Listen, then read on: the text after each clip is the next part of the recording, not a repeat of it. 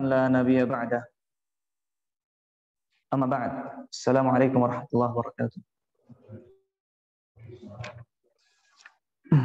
Alhamdulillah, segala puji dan syukur kita haturkan kepada Allah Tabaraka wa Ta'ala yang karena segala nikmat yang telah Ia berikan kepada kita semua, dengan nikmat-nikmat itu semua kita mudah untuk melangkahkan kaki kita, mudah untuk bisa duduk bermajlis bersama di sini menuntut ilmu-ilmu Allah Tabaraka wa Ta'ala, yang mana Rasulullah SAW bersabda, man salaka tariqan yaltamisu fihi ilman sahalallahu lahu bihi tariqan ilal jannah. Barang siapa yang menempuh suatu jalan dari rumah kita, jalan dari kos-kosan kita sampai ke Masjid At-Tin ini dengan tujuan menuntut ilmu, man salaka tariqan yaltamisu fihi ilman sahalallahu lahu bi tariqan al-jannah, maka Allah akan mudahkan baginya jalannya menuju surga. Yang kita ketahui bahwasanya jalan menuju surga tidaklah mudah. Sebagaimana sabda Nabi sallallahu alaihi wasallam, hujibati an-naru bisyahawat. Neraka itu dihiasi dengan segala hal yang berbau syahwat. Mudah menempuh neraka, jalannya sangat mudah. Akan tapi jalan menuju surga, hujibatil jannah bil makari, jalannya dipenuhi dengan segala hal yang tidak disukai oleh jiwa. Artinya jalan menuntut ilmu tidak mudah.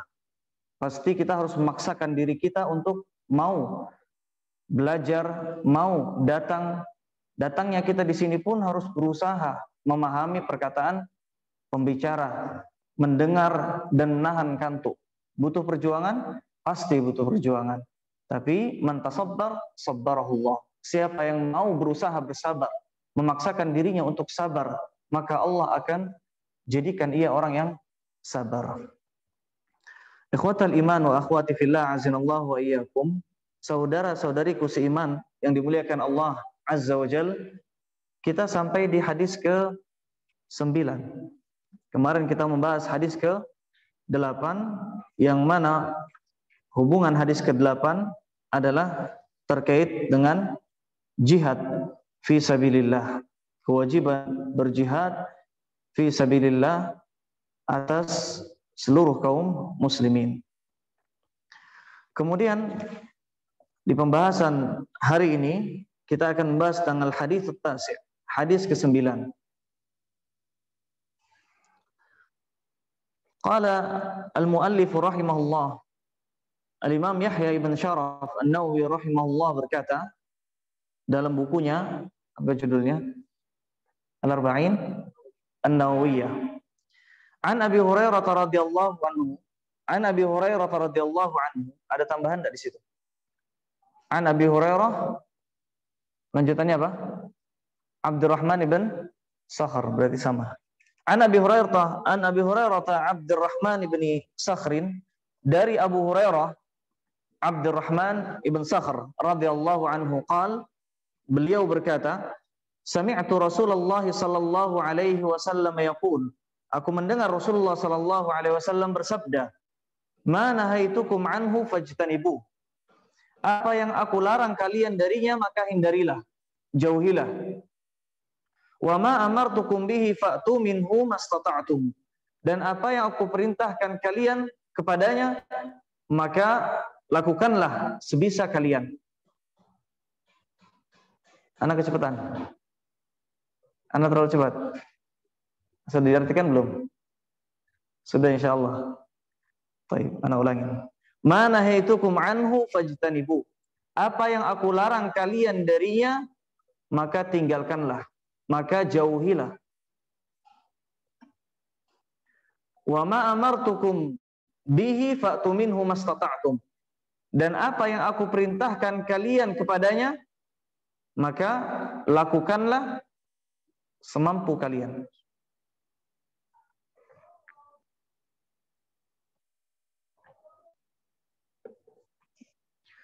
Fa inna ma ahlakal ladzina min qablikum, maka sungguhnya yang bisa membinasakan orang-orang sebelum kalian ahlaka, membinasakan, menghancurkan. Alladzina min qablikum, orang-orang sebelum kalian, kaum sebelum kalian.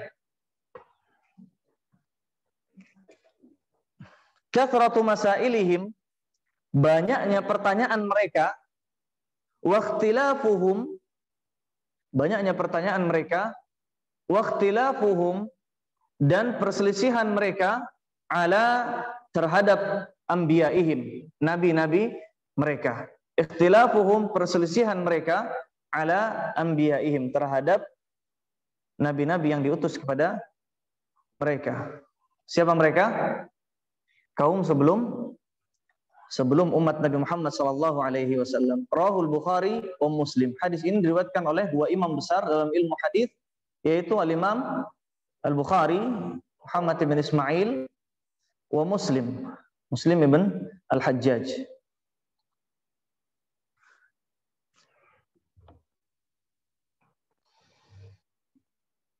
Jelas kira-kira artinya?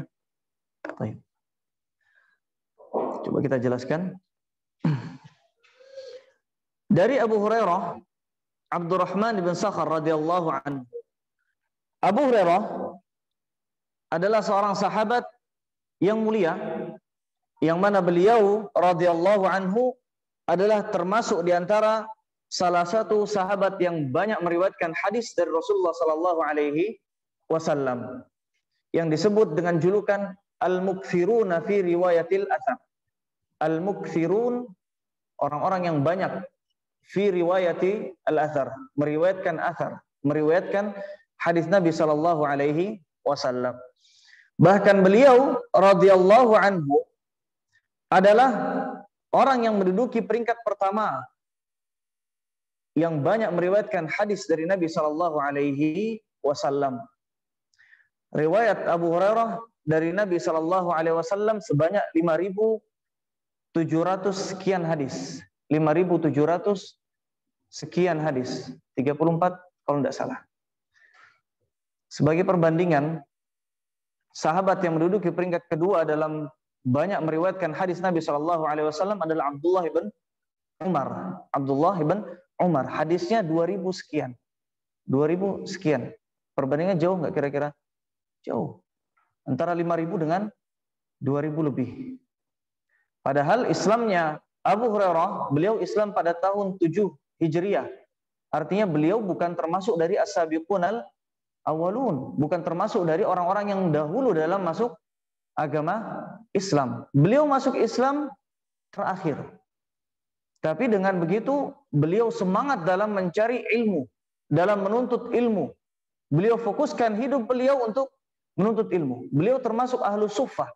Beliau termasuk sahabat Nabi yang tidak memiliki banyak harta. Beliau tinggal di Masjid Nabi, di Masjid Nabawi. Beliau termasuk ahlu suffah. Dan beliau fokus menuntut ilmu hadis dari Nabi sallallahu alaihi wasallam, dan kemudian dengan barakah doa Nabi sallallahu alaihi wasallam akhirnya beliau bisa menjadi orang yang paling banyak meriwayatkan hadis dari Nabi sallallahu alaihi wasallam. Ini Abu Hurairah yang biasa kita sering sebut namanya ketika kita membaca hadis. An Abi Hurairah, an Abi Hurairah, an Abi Hurairah.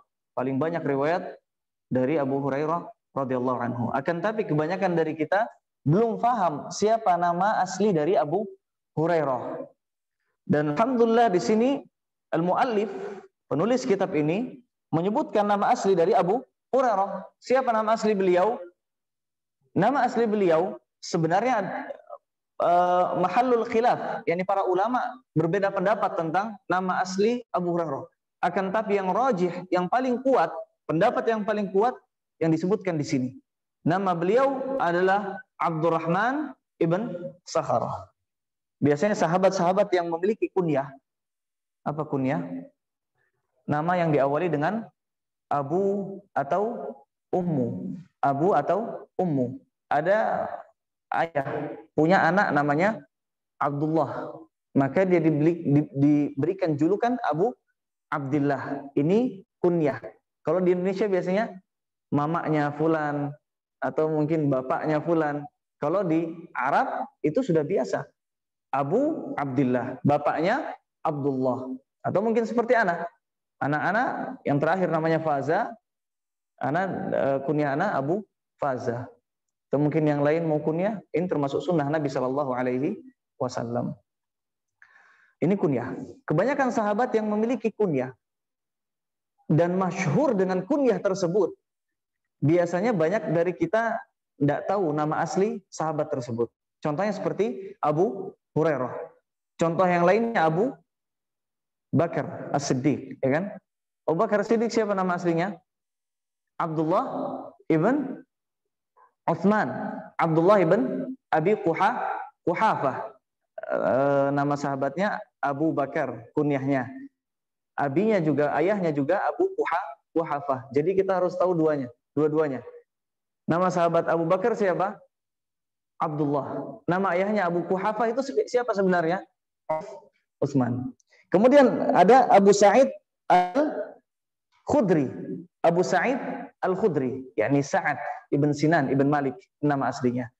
Baik. Sekarang kita paham nama asli dari Abu Hurairah. Mengapa beliau dijuluki Abu Hurairah?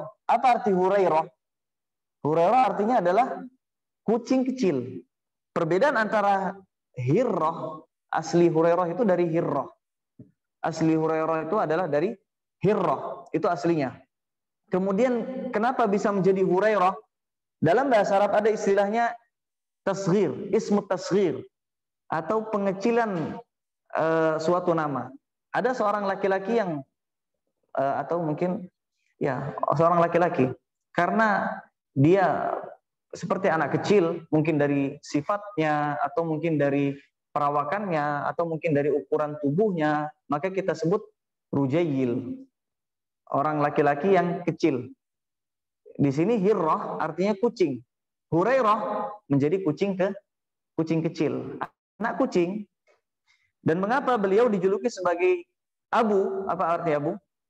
Bapak, ayah dari kucing kecil. Apakah beliau punya anak kucing?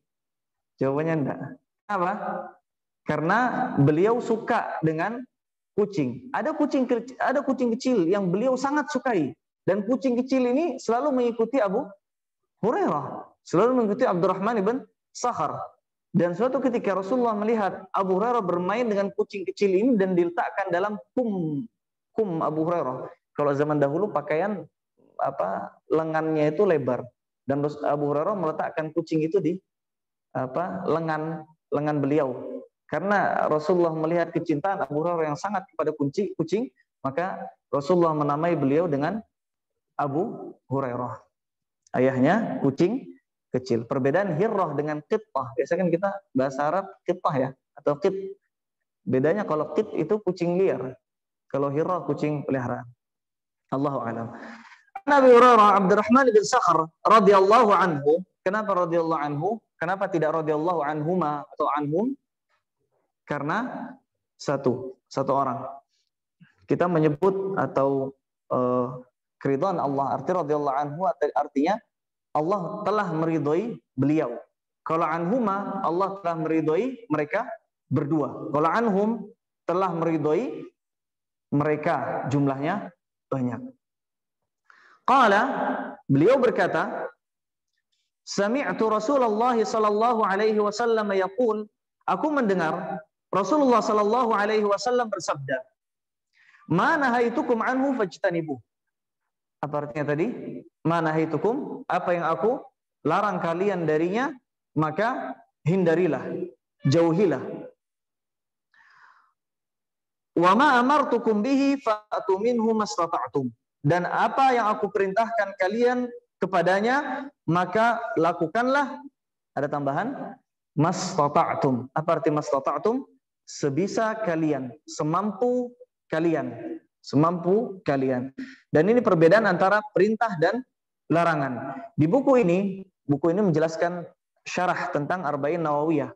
Ada penjelasan dari ulama menulis penjelasan tentang Arba'in Nawawiyah yang ditulis oleh Syekh Muhammad Ibn Salih Al-Utsaimin yang kita kenal dengan Syekh Ibnu Al-Utsaimin. Beliau mengatakan perbedaan antara larangan dengan perintah, larangan itu sifatnya mudah.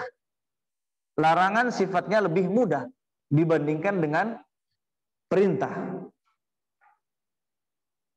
Larangan sifatnya lebih mudah dibandingkan dengan perintah. Apa dalilnya? Dalilnya hadis ini. Wa ma nahaitukum anhu fajtanibuh. Ketika ada larangan, maka hindarilah. Ketika ada perintah, maka lakukanlah dengan catatan sebisa dan semampu kalian. Mana yang lebih berat? Perintah. Kalau larangan, menahan diri. Kalau perintah, melakukan sesuatu. Yang lebih berat adalah melakukan sesuatu. Adapun larangan, maka lebih mudah. Dan ini kesimpulan yang beliau tulis dalam buku beliau. Baik. Ikhwatal iman wa akhwati fillah azanallahu wa iyyakum. Di sini disebutkan fa inna ma ahlakal ladzina min qablikum. Sungguhnya yang membinasakan orang-orang sebelum kalian. Siapa orang-orang sebelum kalian? Siapa orang-orang sebelum umat Nabi Muhammad sallallahu alaihi wasallam? Yahudi dan Nasrani. Karena itu Nabi sallallahu alaihi wasallam menyebutkan dalam satu hadisnya, hadis riwayat Abu Sa'id Al-Khudri, la tattabi'anna sunana man kana qablakum. Kalian akan mengikuti jejak orang-orang sebelum kalian. Shibran bi shibrin, satu jengkal demi satu jengkal. Dzira'an bi dzira'in, satu hasta demi satu hasta. Hatta law dakhalu juhra dabbin, sampai kalau mereka, siapa? Orang sebelum kalian masuk dalam lubang biawak, dab semacam biawak tapi habitatnya bukan di air, tapi habitatnya di gurun, di padang pasir. Lau dakhalu juhra dabbin la dakhaltum. Kalau seandainya mereka masuk dalam lubang biawak, kalian juga akan masuk bersama mereka. Artinya mereka masuk dalam tempat bahaya bagaimanapun, kita pun akan mengikuti jejak mereka tanpa kita sadari, sedikit demi sedikit. Dan terlihat sekarang kaum muslimin, apa yang nampak? Zahirnya saja, pakaiannya saja, kopiahnya saja, baju kokonya saja. Yang tersisa setelah itu apa? Tidak ada. Orang kaum muslim ketika berpapasan satu sama lain, apakah salam? Jarang sekali. Kecuali dalam komunitas kecil saja. Dalam pesantren mungkin, atau mungkin sesama komunitas. Kalau di UNS mungkin ada komunitas muslimnya, sama komunitasnya saja. Ketika keluar dari komunitas tersebut, mau salam sama yang lain? Jawabannya enggan, malas. Ini salah satu cirinya. Ciri yang lain, ketika ada yang namanya hari raya, perayaan non-muslim. Bagaimana kaum muslimin? Yang wanita pakai jilbab, yang laki-laki statusnya masih muslim, KTP-nya masih muslim, tapi pergi ke perayaan-perayaan tersebut. Kapan? Di awal tahun. Ketika perayaan awal tahun, banyak yang hadir. Siapa kebanyakan? Orang Nasrani? Enggak, mayoritas seluruh Indonesia orang muslim. Siapa yang banyak hadir? Kaum muslim. Kemudian nanti tanggal 14 Februari ada yang dinamakan sebagai Idul Hub atau Valentine Day. Kita lihat, siapa yang paling banyak merayakan? Kaum muslimin. Apa yang tersisa kira-kira dari kaum muslimin? Adakah keimanan dalam hatinya? Mungkin tersisa sedikit dari keimanan. Karena man tasyabbaha biqaumin fahuwa minhum. Siapa yang menyerupai suatu kaum, maka dia termasuk dari kaum tersebut. Syekhul Islam Ibnu Taimiyah mengambil kesimpulan dari hadis ini bahwasanya seorang ketika menyerupai kaum yang lainnya, maksimal dia bisa jatuh kafir. Karena yang diserupai adalah orang kafir. Kalau diserupai adalah orang kafir, Rasulullah menyebutkan fahuwa minhum, bisa jadi termasuk orang kafir. Ini maksimal. Paling minimal sekali dia jatuh ke dalam keharaman. Dan ini fatal. Artinya fatal. Baik. Man kana qablakum. Siapa man kana qablakum? Para sahabat bertanya, apakah mereka adalah Yahudi dan Nasrani wahai Rasulullah? Maka Rasulullah mengatakan, paman. Kalau bukan mereka, siapa lagi? Maka maksud dari fa inna ma ahlakal ladzina man aw min qablikum, fa inna ma ahlakal ladzina min qablikum, orang-orang sebelum kalian, mereka adalah Yahudi, mereka adalah Nasrani. Ini secara garis besar. Kalau diperinci, ada orang-orang musyrik, kemudian ada orang-orang mulhid, orang-orang ateis, dan yang lainnya. Ada orang-orang majusi, penyembah api. Tapi para sahabat, mereka belum mengenal orang-orang seperti itu. Yang ada dalam pikiran sahabat, orang-orang terdahulu adalah Yahudi dan Nasrani. Itu yang para sahabat kenal. Dan dakwah Nabi, kita kenal dakwah mereka, dakwah Nabi SAW kepada mereka, yaitu para sahabat Nabi SAW. Kathratu masailihim. Dua hal yang bisa membinasakan umat terdahulu dan umat Nabi Muhammad SAW, yang banyak membinasakan umat terdahulu dan mungkin membinasakan umat Nabi SAW, ada dua hal. Yang pertama adalah kathratu masailihim. Ini yang pertama, kalau mau ditulis angka 1 di situ. Kathratu masailihim, banyaknya bertanya. Kemudian yang kedua, ikhtilafuhum ala anbiya'ihim, banyak berselisih dengan nabi-nabi yang diutus kepada mereka. Ini nomor 2.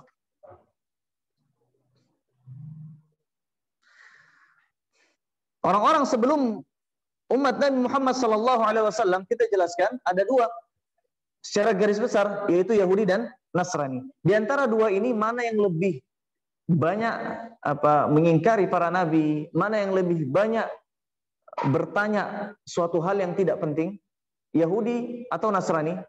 Yahudi. Dan gambarannya jelas Allah gambarkan dalam surat Al-Baqarah ayat 67 dan seterusnya. Tatkala Nabi Musa memerintahkan mereka untuk menyembelih seekor sapi. Di zaman Nabi Musa terdapat kejadian, yaitu ada seorang yang kaya di pagi hari kemudian ditemukan tewas. Lalu orang-orang pada berselisih. Keluarga orang yang kaya ini menuduh orang-orang kampung sekitarnya, mereka lah para pembunuh. Tapi orang-orang kampung nggak terima dituduh pembunuh. Akhirnya terjadi perselisihan. Kemudian mereka berkata, di antara kami ada nabi, yaitu Nabi Musa. Mengapa kita tidak bertanya kepada nabi tersebut? Maka mereka pun datang kepada Nabi Musa alaihi assalatu wassalam. Tatkala mereka bertanya kepada Nabi Musa tentang siapa pembunuh dari orang tersebut, maka Nabi Musa sesuai dengan wahyu Allah Azza wa Jalla memerintahkan mereka untuk menyembelih seekor sapi. Perintahnya mudah atau susah? Sapi. Sapi di mana-mana ada. Sapi bukan hewan yang langka, enggak. Sapi mudah, di mana-mana kita bisa temukan. Seandainya kaum Yahudi mau menaati perintah, pada pertama kali perintah tersebut diturunkan, menyembelih sapi, mudah. Mereka datang ke perkebunan mereka, datang ke peternakan mereka, satu sapi disembelih, selesai urusan. Tapi mereka tidak mau. Mereka orang yang membangkang. Mereka ingin mencari kesulitan. Maka mereka bertanya, apa? Mereka bertanya apa? Mahi, apa itu sapi betina? Ceritakan kepada kami tentang rincian, detail tentang sapi yang engkau perintahkan kami untuk menyembelihnya. Maka mereka bertanya tentang umur sapi tersebut. Maka Nabi Musa jelaskan, la farid wala bikr, awanum baina dzalik. Tidak tua dan tidak pula muda, di antara keduanya. Masih muda, masih muda, tidak terlalu tua dan tidak terlalu muda. Akhirnya terdapat kesulitan yang pertama. Mereka kesulitan untuk menemukan sapi yang sebenarnya tidak terlalu sulit. Tapi mereka tambahkan lagi dengan kesulitan berikutnya. Mereka bertanya, ma launuha, apa warna sapi tersebut?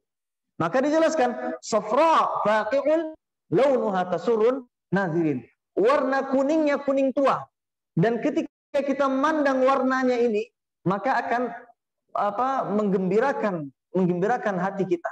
Kalau kita memandang warna kuning ini bisa membuat hati kita senang. Makin sulit. Ada dua syarat. Cukup dua syarat? Enggak. Mereka bertanya lagi. Mahi, jelaskan kepada kami tentang sifat tambahan sapi tersebut. Maka dijelaskan tentang sifat tambahannya.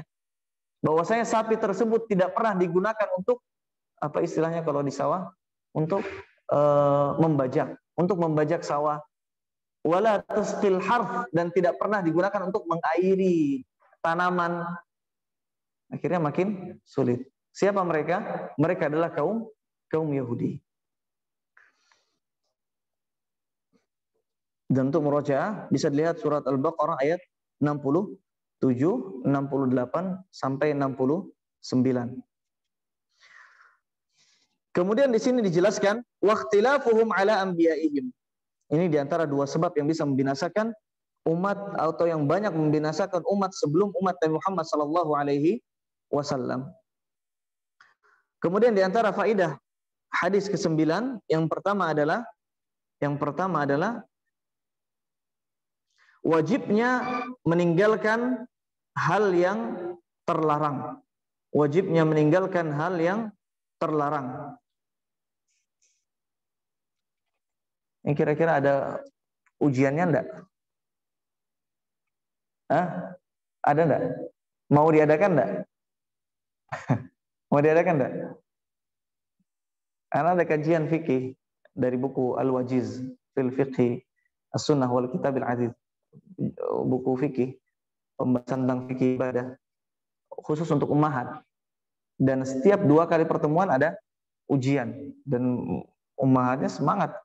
Kenapa semangat? Karena ada ujian. Mereka semangat mengerjakan soalnya, mereka semangat juga menyimak dan murojaah. Karena ada ujian. Dan biasanya kalau nggak ada ujian, ya berlalu begitu saja, kayak angin, hilang. Mungkin cuma sedikit yang murojaah sampai di rumah, ya kan? Yang sedikit murojaah ketika besok ada pengajiannya atau ada kajian ini, mungkin jumlahnya sedikit. Tapi kalau misalkan ada ujian, mungkin 2 kali pertemuan ada ujian, semangat mendengarkan, semangat catat. Bahkan kalau nggak ada di catatannya, dipinjam buku yang lain untuk mencatat, menyempurnakan catatannya. Ada ujian? Nanti dulu. Ini harapan anak kalau misalkan ada ujian lebih ahsan. Ada ujian lebih ahsan. Ini yang pertama. Apa yang pertama? Wajib hukumnya meninggalkan hal-hal yang dilarang. Kemudian ini jelas. Kemudian yang kedua, wajib hukumnya mengerjakan suatu kewajiban. Ini jelas. Enggak perlu kita tulis faidahnya pun kita paham. Hadisnya jelas. Faidah yang selanjutnya,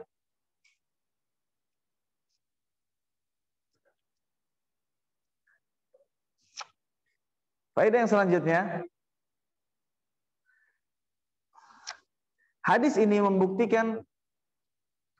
membuktikan betapa besar kasih sayang Allah Azza wa Jalla kepada hambanya.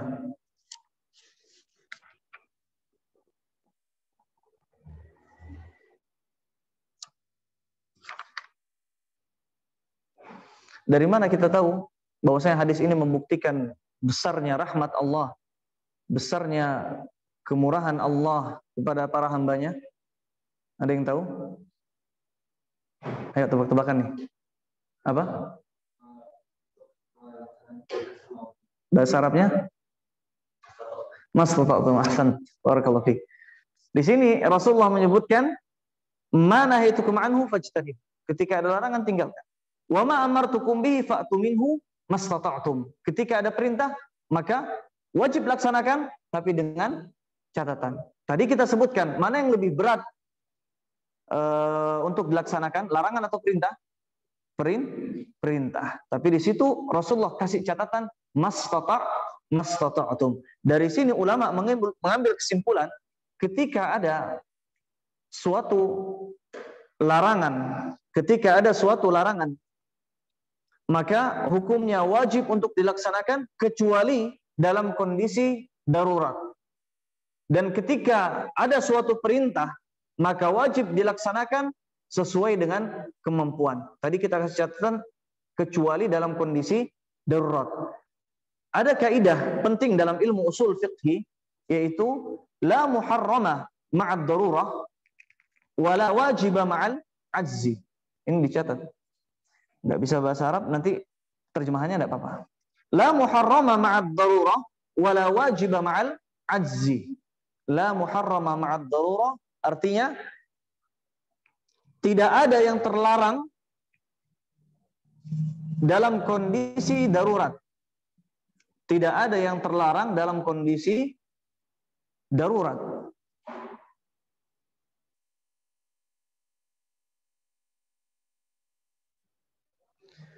Wala wajiba ma'al ajzi. Wala wajiba ma'al ajzi. Dan tidak ada kewajiban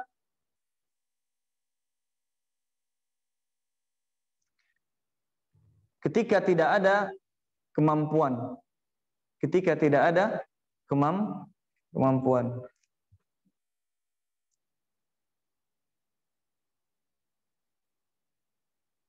Sudah? Baik. Yang pertama apa? La muharram ma'ad darurah, apa artinya? Tidak ada yang diharamkan ma'ad darurah ketika dalam kondisi darurat. Yang kedua, la wajiba ma'al ajzi, tidak ada yang wajib dalam kondisi tidak mampu, atau bahasanya terserah antum. Yang penting maknanya sama. Yang penting maknanya sama. Apa artinya? Ketika seorang dalam kondisi darurat, di depannya ada kematian. Di depannya ada kematian. Sangat lapar, dia ingin makan, tapi kondisinya tidak memungkinkan untuk makan. Kenapa? Tidak ada makanan. Dia di hutan, atau mungkin dia di gurun pasir, nggak ada manusia, nggak ada pemukiman. Kemudian dia ketemu bangkai burung, atau mungkin bangkai hewan lainnya. Artinya bangkai. Kemudian bolehkah dia makan bangkai? Hukum asal bangkai tidak boleh dimakan, haram. Tapi dalam kondisi darurat maka tidak diharamkan. Boleh ia makan? Boleh ia makan. Kemudian tidak ada kewajiban dalam kondisi ketidakmampuan. Dan ini ada dua kondisi. Tidak ada kewajiban dalam kondisi ketidakmampuan, ada dua kondisi. Kondisi pertama, ketika ada badal. Ketika ada badal. Badal artinya adalah ganti dari yang wajib. Ganti dari yang wajib. Kemudian kondisi kedua, tidak adanya badal. Tidak adanya badal itu ganti. Tidak adanya pengganti. Yang pertama apa? Ada badal. Yang kedua, tidak ada badal. Apa arti badal? Pengganti. Kondisi pertama, ketika suatu hal yang wajib. Allah perintahkan kita untuk suatu hal. Wajib. Hukumnya wajib. Dan ada badal. Ada penggantinya. Contohnya, untuk mudahkan kita untuk paham. Contohnya wudu. Wudu hukumnya wajib bagi mereka yang ingin salat, ya kan? Hukumnya wajib. Kita tidak bisa wudu, mungkin karena sakit, dilarang dokter. Tidak boleh menyentuh air, karena kalau menyentuh air makin jadi sakitnya, bahkan bisa membinasakan. Maka kita tidak berwudu. Apa ada badal dari wudu? Ada. Apa badalnya? Tayammum. Ahsan. Tayammum. Seorang yang terkena luka di tangannya, atau mungkin patah tangannya, akhirnya harus di gips. Bagaimana dia berwudu sedangkan ada gips? Apa dia harus membasahi gipsnya?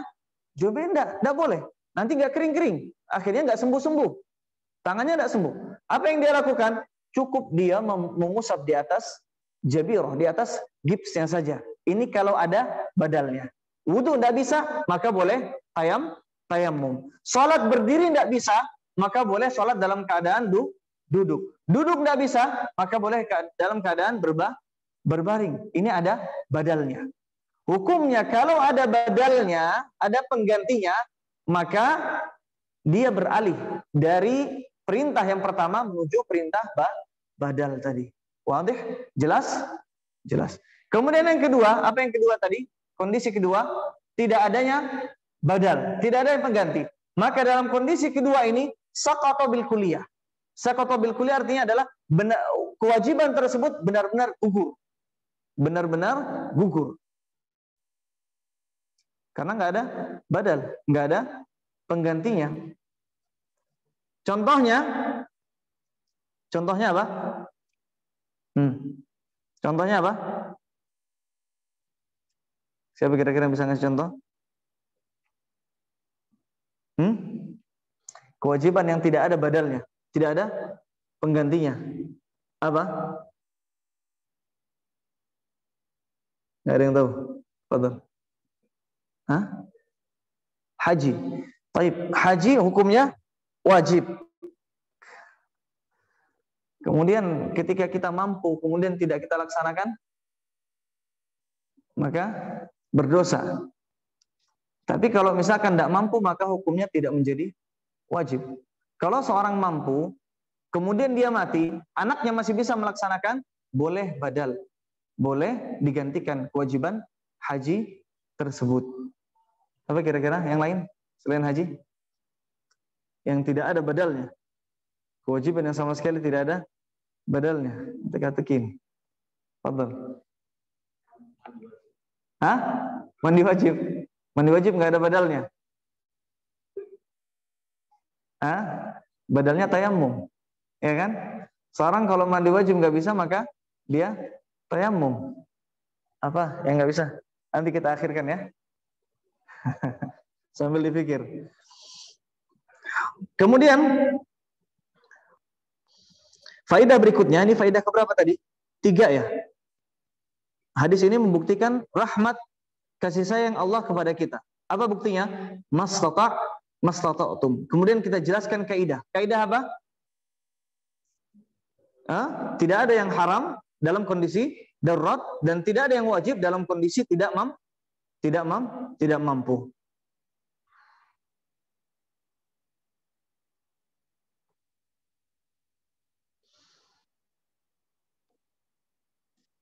Kemudian di sini Syekh menyebutkan faedah yang berikutnya, faedah ke-4.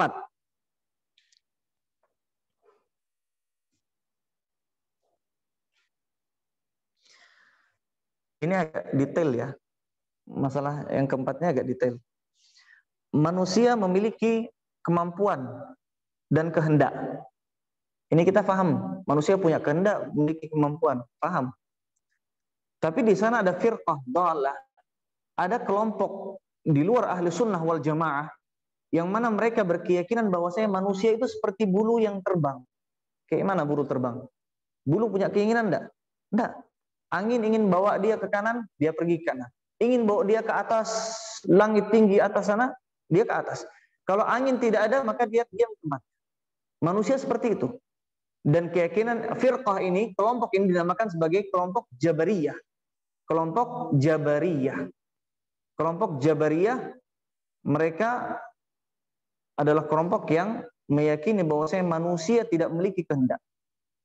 Jadi orang pergi sholat jamaah, dia punya kehendak? Tidak punya. Siapa yang menggerakkan kakinya? Allah. Seorang melakukan maksiat, ini yang parah. Seorang melakukan maksiat, dia punya kehendak? Tidak. Siapa yang menyuruh dia untuk maksiat? Wal'iyadzubillah. Allah. Yang menggerakkan kakinya, tangannya untuk maksiat. Misalkan untuk berzina. Allah. Ini keyakinan sesat. Keyakinan sesat. Kelompok apa? Jabariyah. Jadi misal kita baca buku, kemudian ada bahasa Jabariyah, maka ini kelompok sesat. Atau mungkin ada keyakinan yang mengarah ke sana, manusia tidak memiliki kehendak, tidak memiliki keinginan, maka ini Jabariyah. Jelas? Ini yang ke berapa? Yang keempat apa kelima? Yang keempat. Bantahannya ada di kata-kata mastata'tum, sesuai dengan kemampuan kalian. Artinya kita punya kemampuan, kita punya kehendak. Dan ini bantahan untuk kelompok sesat tadi, namanya apa? Jabariyah. Kemudian yang selanjutnya, faedah yang selanjutnya, yang kelima,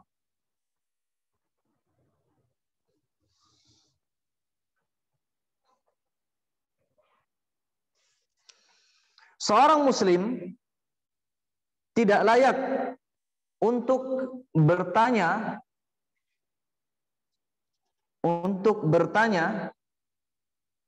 tentang perintah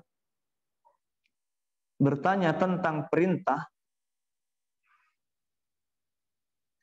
apakah ia wajib ataukah ia sunnah? Apakah ia wajib ataukah ia sunnah? Dalilnya apa? Seorang muslim nggak layak untuk bertanya. Apa dalilnya? Di hadis ini nggak jauh-jauh. Pahami, coba. Apa dalilnya? Sama-sama berpikir kita.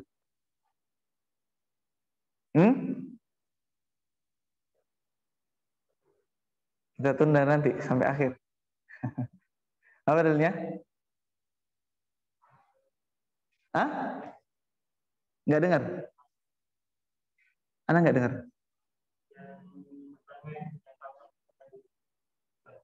Apa katanya?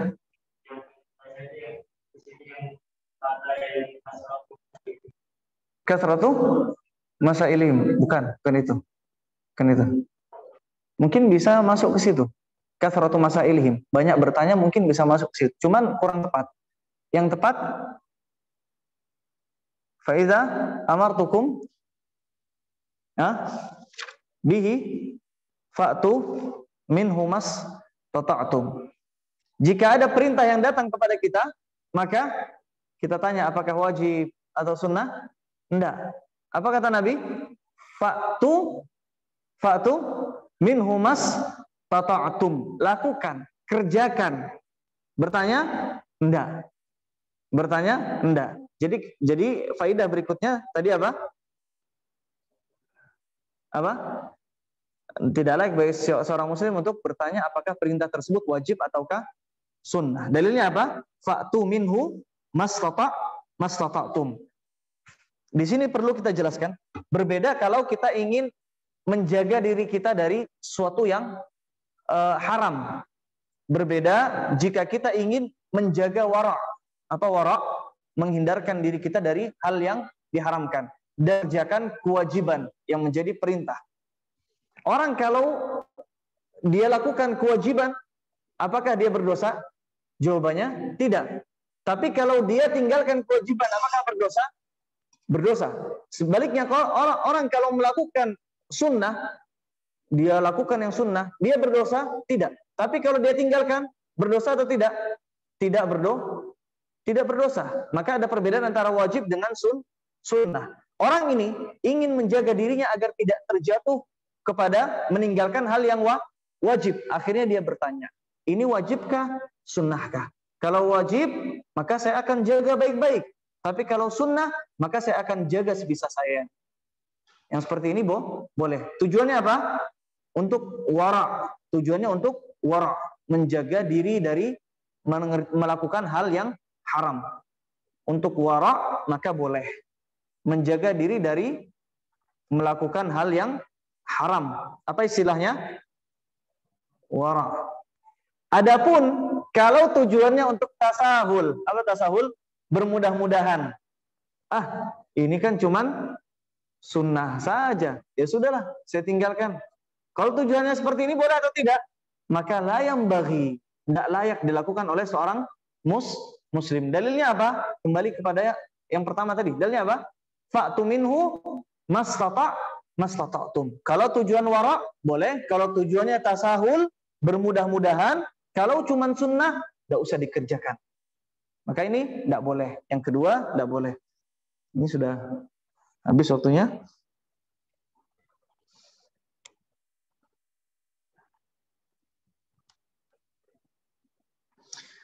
Yang terakhir adalah dua hal yang menyebabkan kebinasaan adalah banyak bertanya dan menyelisihi Rasulullah sallallahu alaihi wasallam. Banyak bertanya dan menyelisihi Rasulullah sallallahu alaihi wasallam. Dan banyak bertanya di sini ada dua hal.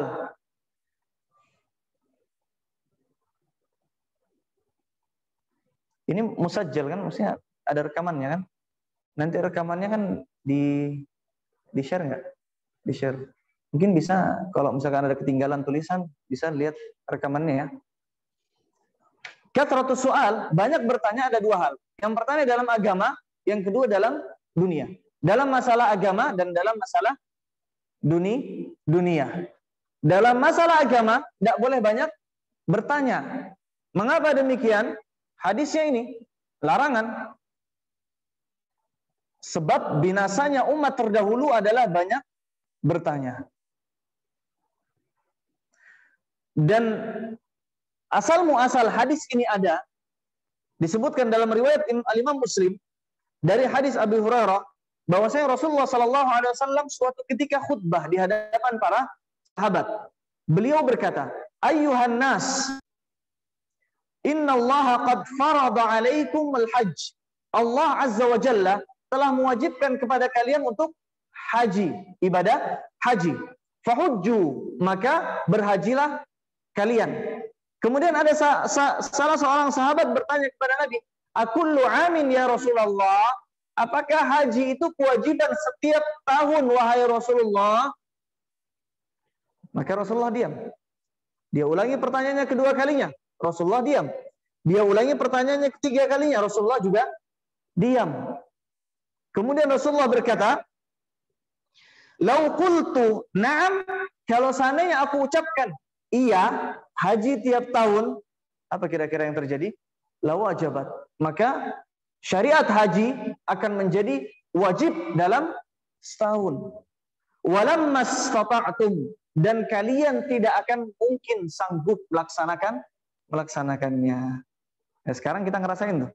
Kalau seandainya haji wajib tiap tahun, berapa banyak kaum muslimin yang jatuh dalam dosa besar bahkan, karena haji termasuk rukun Islam, ya kan? Kalau orang mau haji nunggu 30 tahun, 20 tahun, 25 tahun. Kalau setahun sekali. Kemudian Nabi SAW mengatakan, "Zaruni ma taraktukum." Biarkan aku ketika aku meninggalkan suatu perintah. Ketika aku sebutkan perintah haji, lakukan. Ketika aku tidak sebutkan detailnya, jangan kalian tanya. Fa inna ma halaka man kana qablakum. Kemudian Rasulullah menyebutkan hadis ini. Binasa orang sebelum kalian karena banyaknya mereka dalam bertanya. Ini dalam masalah agama. Tadi yang pembagian pertama apa? Dalam masalah agama. Boleh kita banyak bertanya? Enggak boleh kalau tidak ada faidahnya. Ada seorang sahabat yang bertanya, "Ya Rasulullah, mata sah? Kapan terjadi hari kiamat?" Ada faidah enggak? Enggak ada faidahnya. Seandainya ada pun sedikit sekali. Maka Rasulullah mengalihkan pertanyaannya, "Madza a'dadta laha?" Apa sih yang sebenarnya engkau telah persiapkan untuk menghadapi hari kiamat? Ini yang berfaedah. Kalau pertanyaan, "Ya Rasulullah, apa yang kami persiapkan untuk menjumpai kiamat?" Ini benar. Ini berfaedah. Tapi kalau bertanya, "Ya Rasulullah, mata sa'ah? Kapan terjadi hari kiamat?" Tidak ada faedah. Contohnya pertanyaan yang lainnya. Kita bertanya, kira-kira anjingnya Ashabul Kahfi itu anjing apa ya? Anjing herder kah? Anjing, ada faedahnya? Kita tahu pun tidak nambah keimanan, kita tidak tahu pun tidak nambah dosa. Iya kan? Kita bertanya tentang masalah kira-kira Nabi Adam tinggal di surga berapa tahun? Faedah nggak?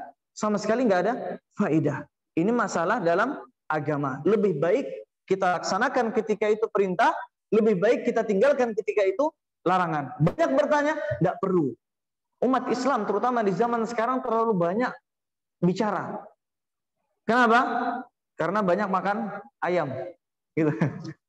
Nah, iya, ada ungkapan orang dia akan mewarisi sifat sesuatu yang dia makan. Orang dahulu makannya apa? Makannya daging kambing, makannya apa? Kuda. Akhirnya mereka punya sifat syaja'ah. Dan kambing memiliki ketenangan. Mereka memiliki sifat ketenangan. Kuda mewarisi sifat syaja'ah, keberanian. Mereka punya keberanian. Tapi orang-orang ada suatu kaum yang mereka kebanyakan makan kirdah, apa? Monyet. Akhirnya mereka suka berjoget, mereka suka bermain-main. Ada warisannya. Orang zaman sekarang suka makan ayam, akhirnya banyak berkotek, banyak ngomong. Ada amalnya kurang. Meskipun ini bukan hadis, tapi mungkin bisa saja benar. Dan benar, kaum muslimin zaman sekarang sedikit berbuat dan banyak berbicara. Coba kita lihat diri kita. Kita sudah menerima ilmu gitu banyak. Tapi bagaimana amal kita? Sedikit sekali. Artinya apa? Lakukan apa yang kalian pahami. Dengan seperti itu, maka ilmu akan bertambah kuat menancap dalam dada kita. Sebagaimana kata Ali bin Abi Thalib, hatafal ilmu bil amal. Ilmu akan selalu memanggil amal. Ayo sini amal, datang kepadaku. Fa'in ajaba wa illa irtahan. Kalau amal tersebut datang, kalau kita mengiringi ilmu dengan amal, maka ilmu akan menetap kokoh dalam dada kita. Wa illa, kalau tidak, irtahal. Kalau amal tersebut tidak mau memanggil panggilan ilmu, maka ilmu akan pergi. Adakah dari kita yang lupa surat Al-Fatihah? Ada? Tidak ada. Kenapa? Karena terus dimurajaah, ya kan? Seperti itu juga hadis, seperti juga ayat-ayat Al-Quran yang lainnya. Baik. Kemudian yang kedua, yang adalah dalam masalah dunia. Dalam masalah dunia, maka arahan Nabi Shallallahu Alaihi Wasallam, min husnil islamil mar'i tarkuhu mala ya'nihi. Di antara bentuk keindahan Islam dalam diri seseorang adalah dia tinggalkan sesuatu yang tidak bermanfaat baginya. Jadi kalau misalkan nggak ada faidah untuk bertanya, siapa sih yang kamu bicarain? Fulan itu siapa sih? Kita pengen tahu siapa sih yang dibicarakan orang lain. Ini faidah nggak? Nggak berfaidah. Gosip faidah nggak? Nggak berfaidah. Lakukan yang faidah saja. Maka ini adalah bukti kebaikan Islam, dalam keindahan Islam dalam diri seseorang. Ini arahan Nabi SAW. Kemudian yang terakhir, yang bisa membinasakan manusia ada dua. Yang pertama, banyak bertanya. Yang kedua, banyak menyelisihi Nabi mereka. Banyak menyelisihi Nabi Shallallahu Alaihi Wasallam. Dan detailnya ada dalam surat An-Nisa ayat 115. Dalam surat An-Nisa ayat 115. Ini sampai jam 9 lewat 15.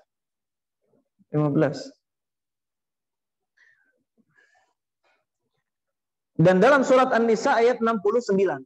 Dalam surat An-Nisa ayat 69. Saya tidak perlu jelaskan maknanya atau tafsirannya, silahkan buka tafsirannya. Atau sebagai PR ya. PR. Apa hubungannya ayat surat An-Nisa ayat 115 dengan ayat 69 dengan menyelisihi Nabi Sallallahu Alaihi Wasallam, dengan dosa yang bisa membinasakan kita semua. Baik, tadi ada sisa tadi ya. Apa? Tentang apa? Kewajiban yang tidak ada badal. Contohnya, kita diwajibkan untuk amar ma'ruf nahi mungkar. Bukankah demikian? Iya. Pemimpin kita, misalkan Pak Presiden, ada kesalahan, ada aibnya.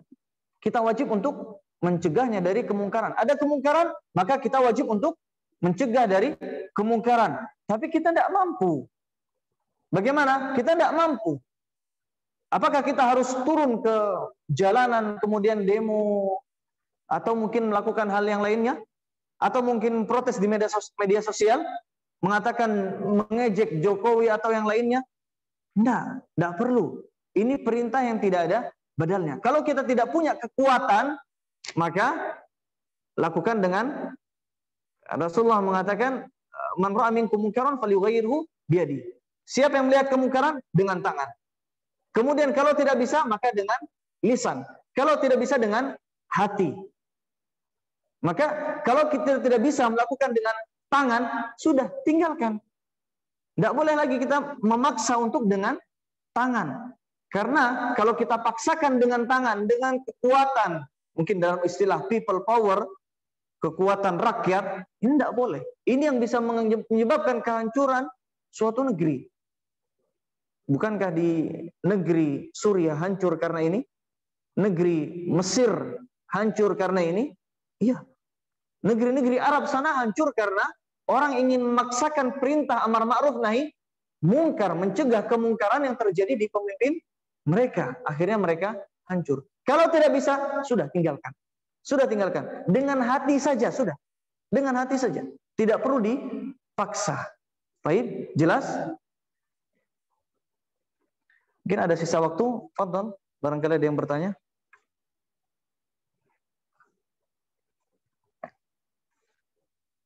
Enggak ada? Sudah jelas? Fadhal. Atau mungkin dengan tulisan? Kalau yang wanita dengan tulisan, laki-laki dengan suara. Enggak ada? Sudah jelas atau sudah bingung? Sudah jelas. Baik, kita tutup kalau begitu dengan doa kafaratul majlis. Subhanakallahumma wa bihamdik, asyhadu an la ilaha illa anta astaghfiruka wa atubu ilaik. Barakallahu fiikum wa zadakumullahu ilman wa hirsan wa amalan tsumma imanan. Kita mohon kepada Allah Azza wa Jalla agar Allah tambahkan kepada kita istiqamah dalam beragama dan istiqamah dalam semua urusan kita. Amin ya rabbal alamin. Wassallallahu wasallam ala nabiyina Muhammad wa ala alihi wasallam ajma'in. Assalamualaikum warahmatullahi wabarakatuh.